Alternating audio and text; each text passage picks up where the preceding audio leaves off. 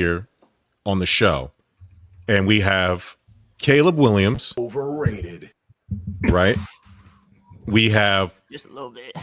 Yeah, we have Jordan Love, underrated, and then we have the $50 million man who's sitting on top of the NFC North Mountain, the guy that LA sent to Detroit to die, Jared Goff, even though he has identical stats to Super Bowl champion Matt Stafford, Jared Goff. properly rated. Now, gentlemen, this has repercussions, really not for your division. As fans of the Bears and the Packers respectively, I'm pretty sure you're as level-headed gentlemen as I know you to be, can probably say that the Lions are the best team in the division. I don't think anything really changes that. If you think the Bears are going to come out of nowhere, and we're not done with your Bears too, because there's some Justin Fields stuff that I can't wait to talk about.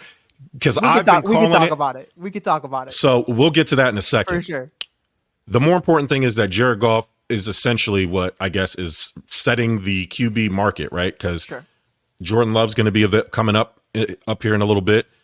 The big one is Dak Prescott. Josh Allen's probably going to have to restructure his contract. $50 million for Jared Goff, who, since being traded from the Rams, basically has been top 10 in every quarterback statistic.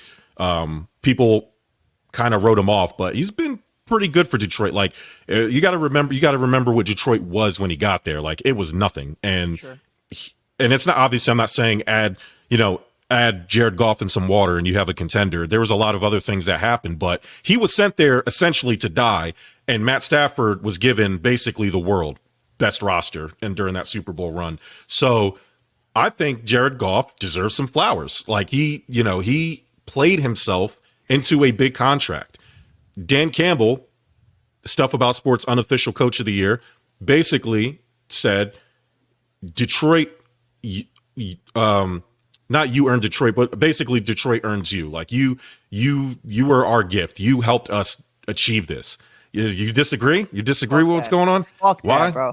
That is such bullshit. Like, it was a great speech, Derm. Can't lie to you, man. You're a great representative. I think Dan Campbell would love that. I'm sure he'd clip it, and I'm sure he'd be a great guest on the pod to talk about that. But if you don't think Hendon Hooker is going to be starting in about 3 years because this guy can't win a fucking championship, that's why you're in Detroit. That's why Matthew Stafford was traded for you. You can't get over the hump, and that's what it comes down to. Listen, I'm going to be honest. Caleb Williams, you got your ass busted twice by Utah. I'm taking you out of the conversation until you earn it. I'm going to talk about Jordan fucking Love. Jordan Love, cool, sure. Let's say the Lions win the division every year for the next 5 years. If the Packers make the playoffs and it comes down to Jordan Love versus Jared Goff, I don't care. Just like you talked about, Marcus, I got all these nice little toys and I'm excited to play with them. So was Jared Goff. I saw Jamal Williams break Barry Sanders' record in the red zone every fucking play. You bring in David Montgomery, you bring in Jahmyr Gibbs, you bring in all these different guys, tight ends out of nowhere. They're just all-stars. They're great. Laporta. You got Amon-Ra, who just got paid a pretty penny. You got all these dogs, and we still don't talk about Jared Goff as an MVP. Why? Because he's not that fucking guy. If I'm scared of second place, then I have the wrong mentality as an organization. The Packers know I'm scared of San Fran, period. And that's no shot at market. That's just facts. You know what I mean? Those are the guys who come in and year out, and they show up against the NFC teams.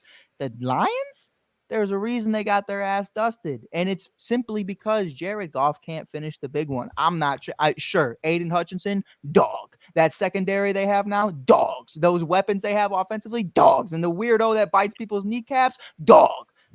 But if your main guy is a fucking chihuahua, I'm not tripping over it, bro. The same way when I saw TJ Hawkinson, what is the conversation we're having just about a month ago? You have Aaron Jones, TJ Hawkinson, Justin Jefferson, Jordan Addison. Oh, man, if they just keep Kirk Cousins, why don't they?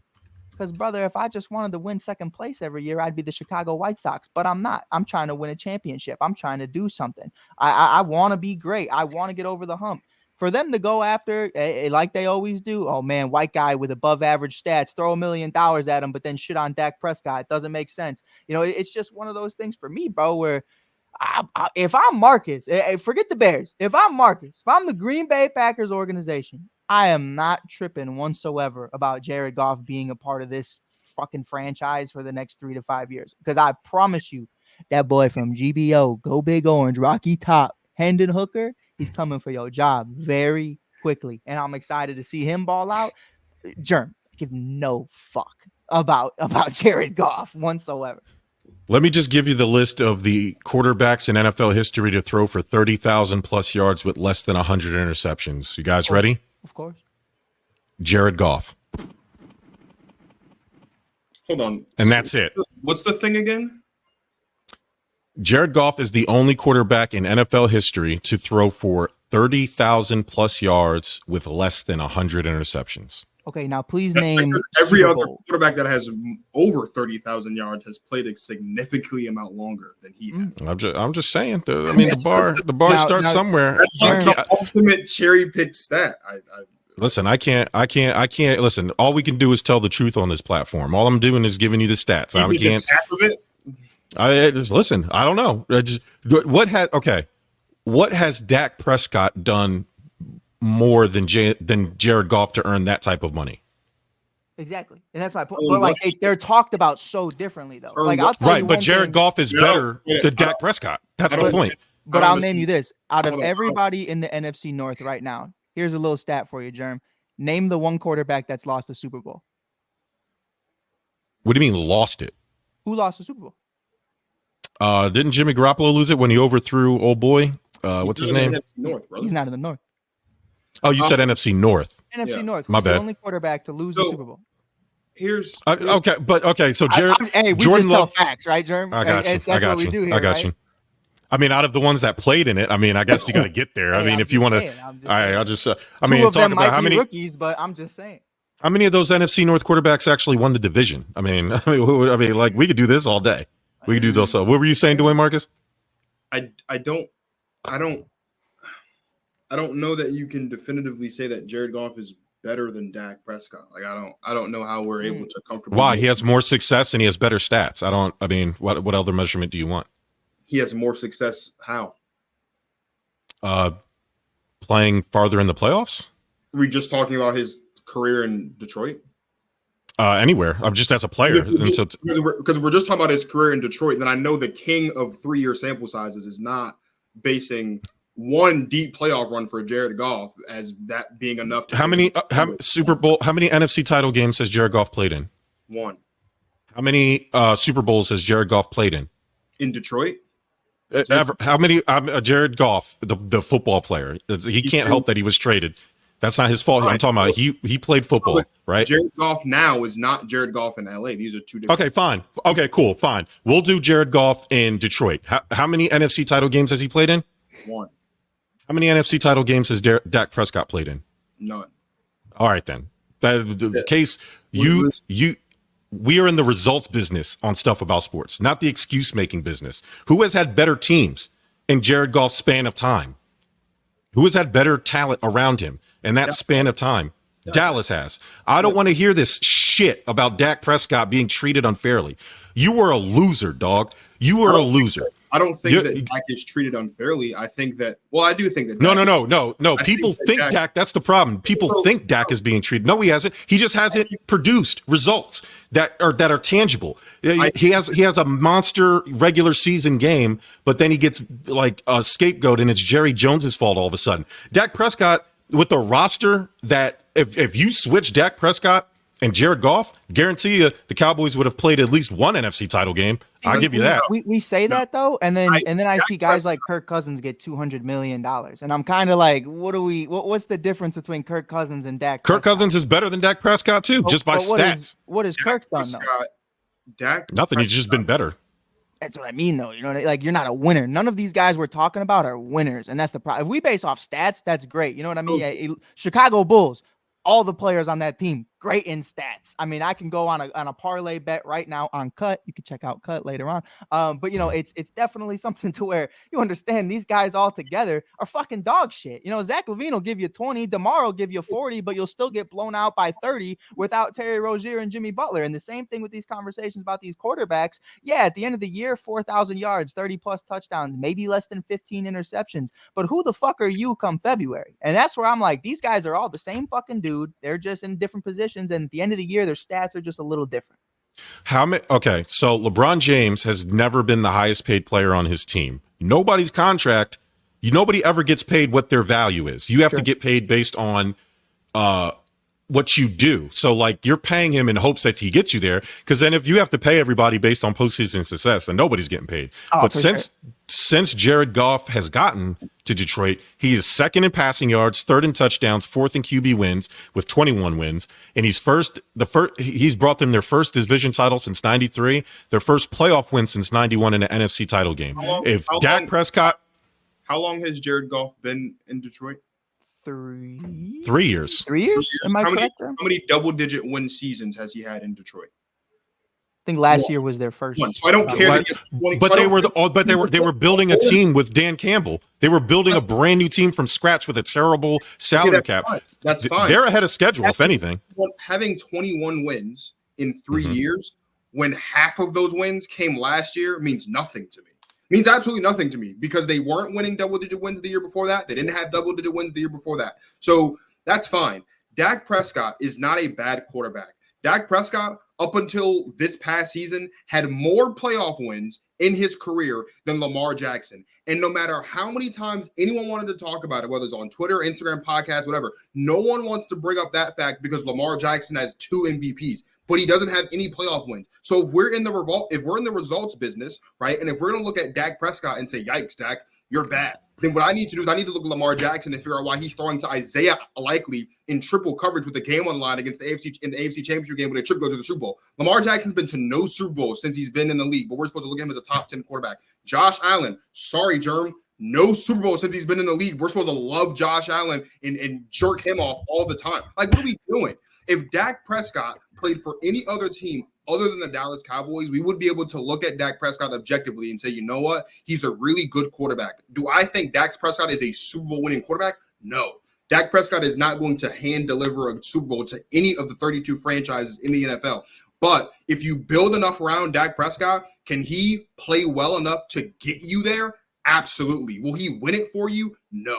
And if he played for any other franchise in the NFL, we would treat him as such. If he played for the Giants, if he played for the Commanders, the Eagles, any other team that's not the Dallas Cowboys, America's team, one of the most valuable sports teams on the face of the planet, we would judge Dak Prescott accordingly. I got Josh Allen. I got Justin Herbert. I got Lamar Jackson. I got all these guys who are loved so much, who, aside from Lamar, has done all the same.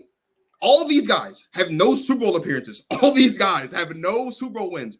All these guys have, except for Justin Herbert, have at least one conference championship game. We don't drag any of those guys through the mud half as much as we draft Dak Prescott through the mud. And it's only because he has a star on the side of his helmet. And as a Packers fan, we'd have to sit here for the last 2.5 years almost and constantly defend Dak Prescott is against my religion as a Packers fan. It really is. But I have to, because no one, you can't look at any Cowboys player objectively. Like, you did the same thing with Tony Romo. Look at Tony Romo, and at least they did here.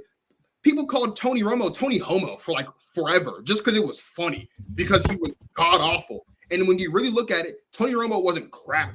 He wasn't the savior of the masses that everyone thought he was supposed to be, but he wasn't crap. He was a decent quarterback that did okay at what his job description was, which was to not play really bad football for a really long time. And he did okay at that. He was mediocre at best. Fine. But we dragged Tony Romo through the mud for all the same reasons, because he played for Dallas. If you take Dak Prescott and you put him in any other situation in the NFL and he does all the same things he's been doing, we don't crap on Dak Prescott as much as we do. That's all I'm saying.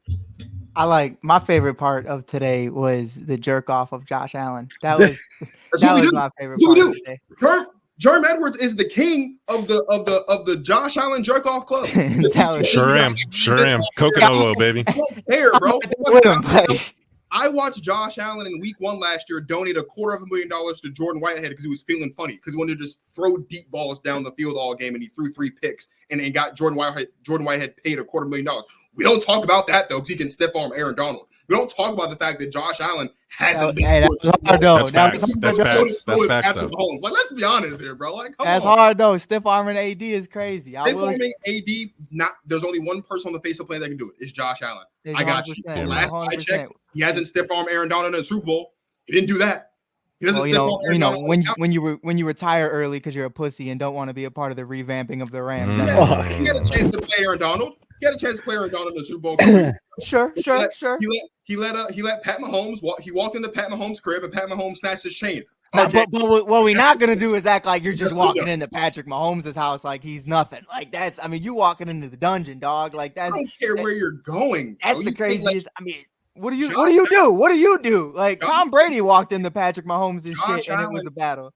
Josh Allen has gotten his chain snatched more by Patrick Mahomes than any other quarterback has gotten their chain snatched by anybody else in the history of football. Germ will go on record and say Stephon Diggs snatched his chain a couple of times, and they were fucking teammates. So, like, you know, it's a tricky conversation when you talk about Josh Allen.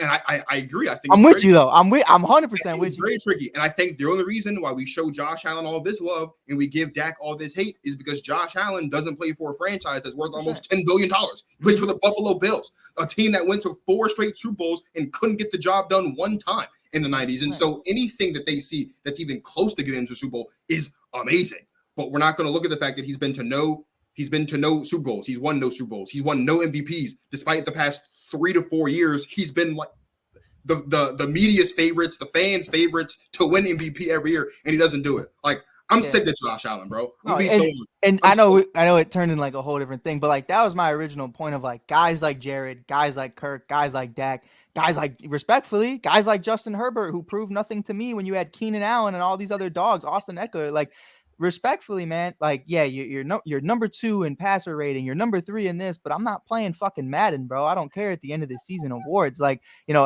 my GM could be coach of the year, my whatever. Like, it's cool. What do we always call it? Joe Madden is always the random guy. Joe Random, whatever. Like, that's fine. But at the end of the day, man, when you look at winners, and even as a Bears fan, I can't name one Bears quarterback that's truly a winner because Jim McMahon had one functioning eye and just passed the ball to Sweetness the entire fucking time. Like, that's what it was.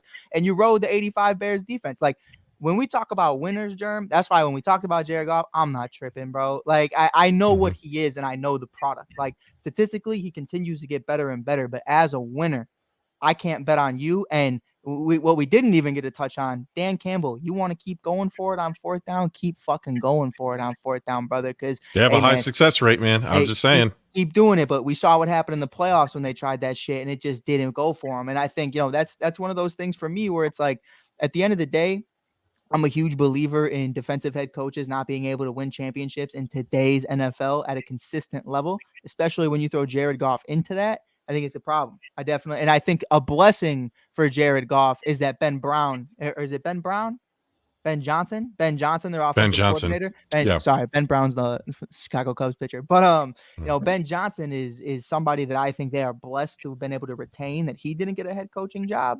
If he gets one next year, I think it's a different conversation down the line. But that's just my Jared Goff hate talking.